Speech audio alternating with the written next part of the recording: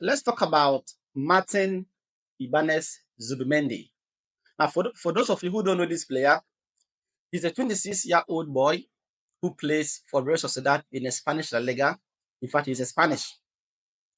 And this guy has been in the Real Sociedad team or the rounds to the senior team when he made his debut on September 10th, 2020.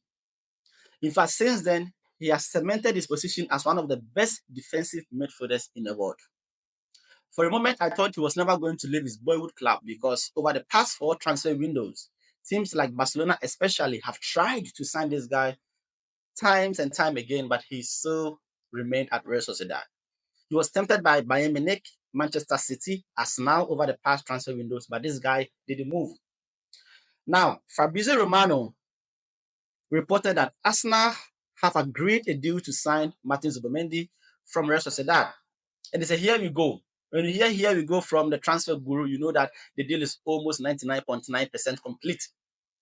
Now, Zubimendi has now verbally agreed to sign a long-term deal, so formal steps must follow soon, with the Arsenal set to trigger his release clause of 60 million euros.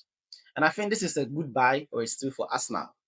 In fact, any team that will have Martin on their squad is an upgrade, it's an improvement in their midfield. But I'm quite surprised or shocked because Arsenal, considering the situation they found themselves in, I was hoping that this season their first signing was going to be a striker. Yes, a number 9, a real number 9. I think in their midfield, they have a lot of options. I'm not saying they shouldn't add this guy to their team. It's a good signing, which will improve their squad. But Arsenal need a striker. In fact, a number 9, a correct number 9. But let's see, maybe going forward in a transfer window, which will be open next month, I'm sure maybe they're going to have a striker or maybe 1 or 2 signings to really improve the attack. So this is what I have to give you on the Arsenal news today. And I'll see you guys in the next video.